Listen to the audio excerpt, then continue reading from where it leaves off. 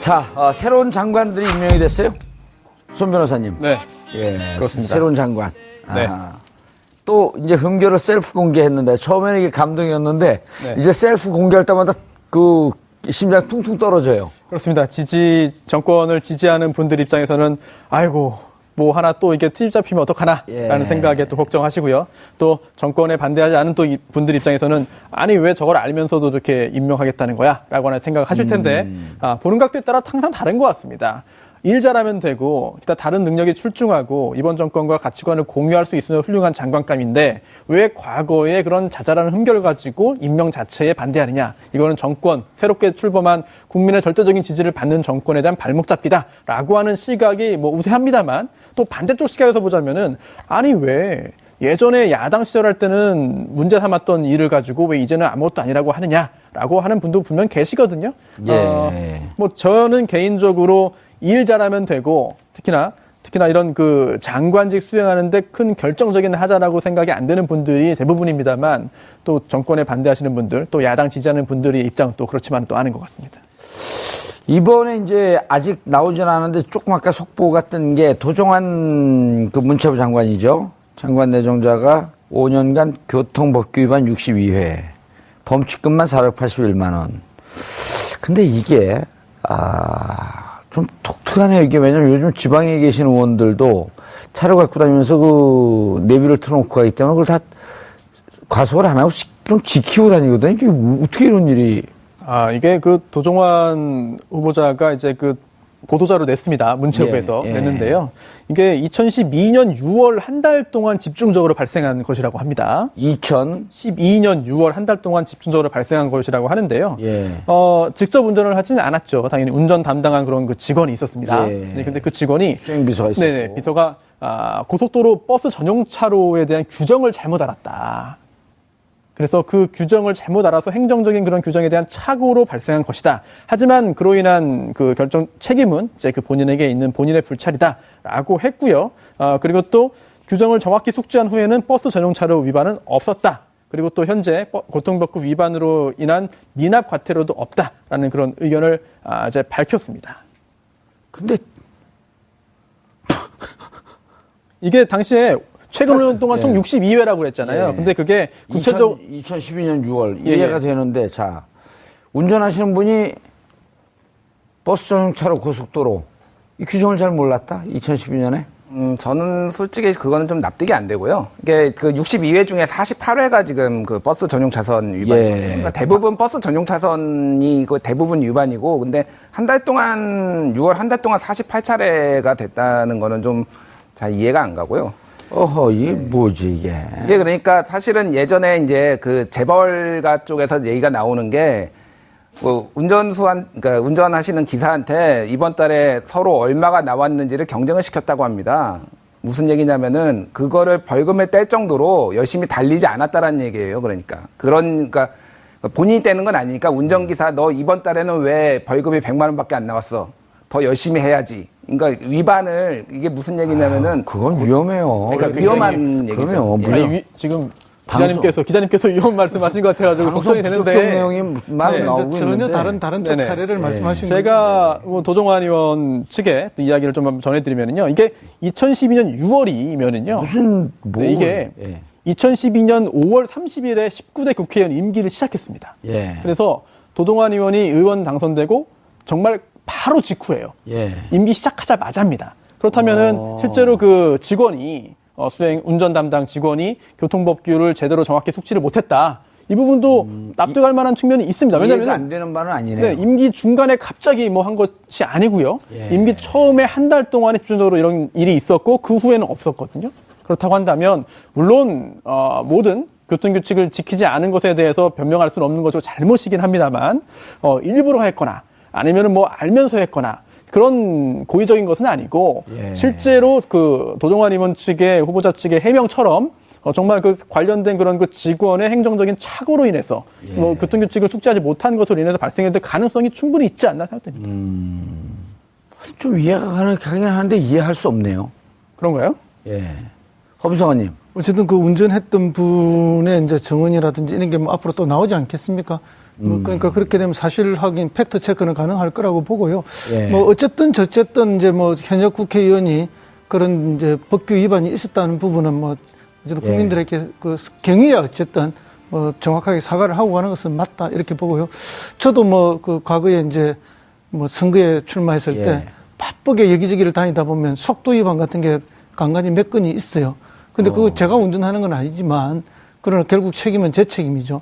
그러니까 그런 경우는 있을 수 있는데 아니 이거는 그때는 벌써 우리 저도- 송무 비서관님이 나왔을 때는 내비도 많이 발달되지 않았고 그리고 이 어디에서 점검한다 이런 게 없었는데 요즘 같은 경우는 이게 정확하게 나오거든요. 그렇죠. 최근은 매우 뭐 정확하게 나오고 예. 있고요. 그런데 이제 어쨌든 그 부분은 뭐 저는 뭐 방금 처음 접하는 소식이라서 정확하게는 모릅니다만은 어쨌든 당사자 운전기사분이 계실 거니까 예. 그 해명이 한번 있어 봐야 되겠다는 그런 생각은 같습니다. 아니 이제 이게 예를 들었고 지금 내가 왜 이 말씀을 드리냐면 조대 후보자 고용노동부 장관 후보자는 음주운전 문제가 있는 것으로 검증 과정에서 파악됐다 그랬거든요.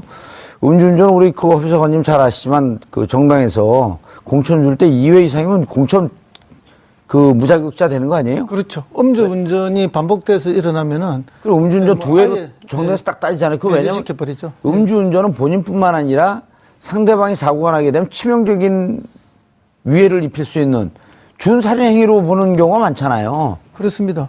예, 그리고 이제 이분이 음주운전 한 거는 뭐 아주 옛날에 과거에 아하. 뭐 그럴 때가 아닌 것 같아요. 그래서 이제 조금 이것도 문제가 되는 건 사실입니다. 그리고 뭐 어쨌든 이 부분도 명쾌하게 사과를 해야 되죠. 근데 그렇죠. 뭐 예. 예, 여러 가지 이제 해명을 내놓았는데 그 해명에 대해서 뭐 이해는 가나 예. 그게 이해가 간다고 해서 뭐 음주운전이 없어지는 건 아니기 때문에 뭐 담백하게 용서를 구하는 게 더 좋지 않나 이렇게 싶습니다. 정용무 후보자, 국방부 장관, 이분도 얘기를 좀 해봐야 될 것 같은데, 가장 방금 전에 들어온 기사는 북한을 북괴라고 부르겠다. 아, 예, 저는 그거는 아직 못 봤습니다. 예. 북괴라고 부르겠다. 그리고, 6.15 연평해전을 가장 자랑스럽게 생각한다. 해군 출신 아니에요?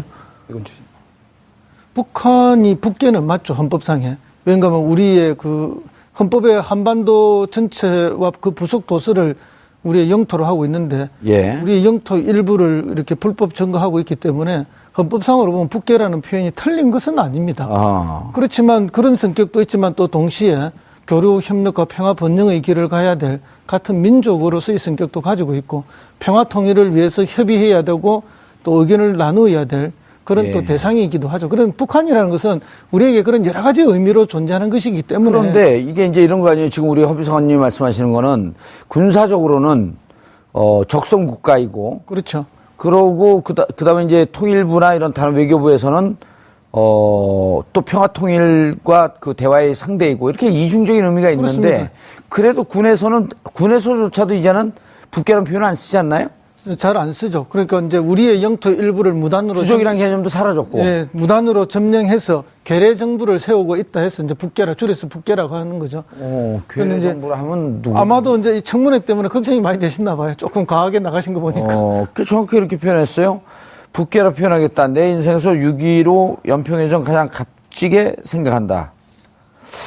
허허, 이건 또 이게 뭐예요? 뭐 북괴라는 표현이 뭐 적합하냐에 대해서도 시청자분들께서도 많은 의견이 엇갈릴 것 같은데 이게 과거에 북한 괴뢰군이라고 했던 것은 괴뢰는 그것을 조정하는 그 국가가 있는 거거든요. 소련의 조정을 받는 괴뢰군 이런 개념이었잖아요. 그렇죠. 예.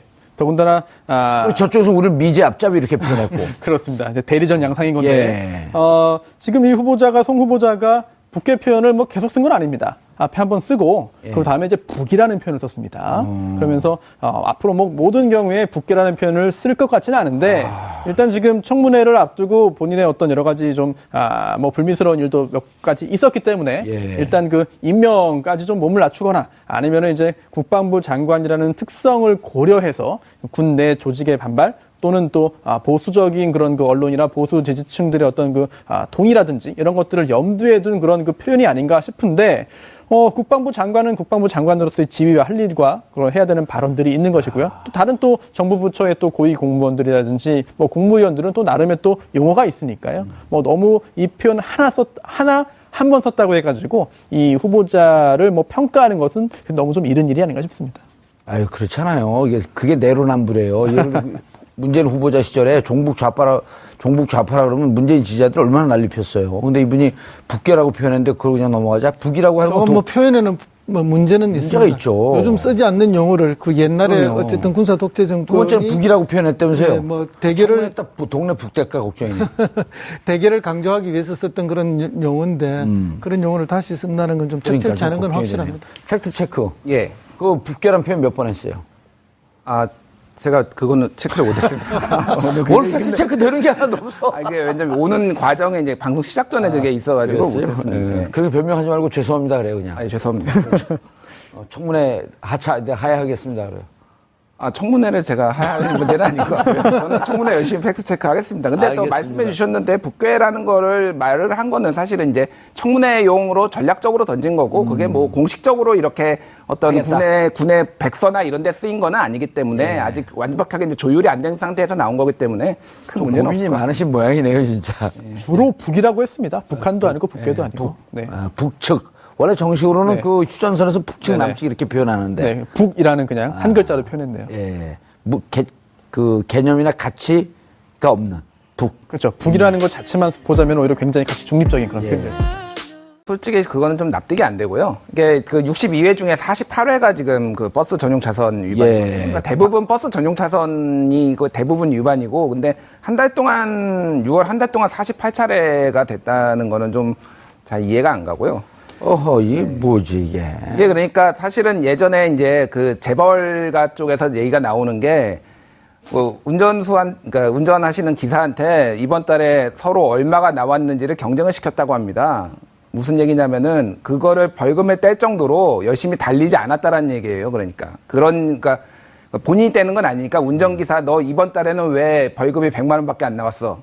더 열심히 해야지. 그러니까 위반을 이게 무슨 얘기냐면은 그건 위험해요. 그러니까 위험한 얘기죠. 그럼요. 예. 무슨 지금 기자님께서 위험 말씀하신 것 같아가지고 걱정이 부적격 되는데 내용이 막 나오고 전혀 있는데. 다른 쪽 네네. 사례를 말씀하신 거예요. 제가 뭐 도종환 의원 측에 또 아니라고 하느냐라고 하는 분도 분명 계시거든요. 예. 뭐 저는 개인적으로 일 잘하면 되고 특히나 이런 그 장관직 수행하는데 큰 결정적인 하자라고 생각이 안 되는 분들이 대부분입니다만 또 정권에 반대하시는 분들 또 야당 지지하는 분들의 입장 또 그렇지만 또 아는 것 같습니다. 이번에 이제 아직 나오진 않았는데 조금 아까 속보가 뜬 게 도종환 그 문체부 장관이죠. 장관 내정자가 5년간 교통법규 위반 62회, 범칙금만 481만 원. 근데 이게 좀 독특하네요. 이게 왜냐면 요즘 지방에 계신 의원들도 차를 갖고 다니면서 그 내비를 틀어놓고 가기 때문에 그걸 다 과속을 안 하고 좀 지키고 다니거든요. 이게 어떻게 이런 일이. 이게 그 도종환 후보자가 이제 그 보도자료 냈습니다. 문체부에서 예. 냈는데요. 이게 2012년 6월 한 달 동안 집중적으로 발생한 것이라고 합니다. 이야기를 좀 전해드리면요. 이게 2012년 6월이면은요. 무슨, 네, 이게 예. 2012년 5월 30일에 19대 국회의원 임기를 시작했습니다. 예. 그래서 도종환 의원이 의원 당선되고 정말 바로 직후예요. 예. 임기 시작하자마자입니다. 그렇다면은 실제로 그 직원이 운전 담당 직원이 교통법규를 제대로 정확히 숙지를 못했다. 이 부분도 납득할 만한 측면이 있습니다. 이해가 왜냐하면 안 되는 바는 아니네요. 네, 임기 중간에 갑자기 뭐 한 것이 아니고요. 예. 임기 처음에 한 달 동안에 집중적으로 이런 일이 있었고 그 후에는 없었거든요. 그렇다고 한다면 물론 모든 교통규칙을 지키지 않은 것에 대해서 변명할 수는 없는 거죠. 잘못이긴 합니다만 일부러 했거나 아니면은 뭐 알면서 했거나 그런 고의적인 것은 아니고 예. 실제로 그 도종환 의원 측의 후보자 측의 해명처럼 정말 그 관련된 그런 그 직원의 행정적인 착오로 인해서 뭐 교통규칙을 숙지하지 못한 것으로 인해서 발생할 가능성이 충분히 있다. 12년 6월 한 달 동안 집중적으로 발생한 것이라고 하는데요. 예. 직접 운전을 하지는 않았죠. 당연히 운전 담당한 그런 그 직원이 있었습니다. 예. 네, 근데 그 직원이 수행비서가 있었고. 네네, 비서가 고속도로 버스 전용 차로에 대한 규정을 잘못 알았다. 그래서 그 규정을 잘못 알아서 행정적인 그런 규정에 대한 착오로 발생한 것이다. 하지만 그로 인한 그 결정 책임은 이제 그 본인에게 있는 본인의 불찰이다라고 했고요. 그리고 또 규정을 정확히 숙지한 후에는 버스 전용 차로 위반은 없었다. 그리고 또 현재 교통법규 위반으로 인한 미납 과태료도 없다라는 그런 의견을 이제 밝혔습니다. 근데 이게 당시에 최근 동안 총 예. 62회라고 그랬잖아요. 예. 근데 그게 구체적 2012년 6월 예, 이해가 예. 되는데 자 운전하시는 분이 버스 전용차로 고속도로 이 규정을 잘 몰랐다 2012년에 저는 자 새로운 장관들이 임명이 됐어요 손 변호사님 네. 예 그렇습니다. 새로운 장관 네. 또 이제 흥교를 셀프 공개했는데 처음에는 이게 감동이었는데 네. 이제 셀프 공개할 때마다 그 심장 퉁퉁 떨어져요. 그렇습니다. 정권을 지지하는 분들 입장에서는 아이고 뭐 하나 또 이게 트집 잡히면 어떡하나라는 예. 생각에 또 걱정하시고요. 또 정권에 반대하지 않은 또 분들 입장에서는 아니 왜 저걸 알면서도 이렇게 임명하겠다는 거야라고 하는 생각을 하실 텐데 보는 각도에 따라 항상 다른 것 같습니다. 일 잘하면 되고 기타 다른 능력이 출중하고 이번 정권과 가치관을 공유할 수 있으면 훌륭한 장관감인데 왜 과거에 그런 자잘한 흠결 가지고 임명 자체에 반대하느냐. 이거는 정권, 새롭게 출범한 국민의 절대적인 지지를 받는 정권에 대한 발목 잡기다라고 하는 시각이 뭐 우세합니다만 또 반대쪽 시각에서 보자면은 아니 왜 예전에 야당 시절할 때는 문제 삼았던 일을 가지고 왜 이제는 아무것도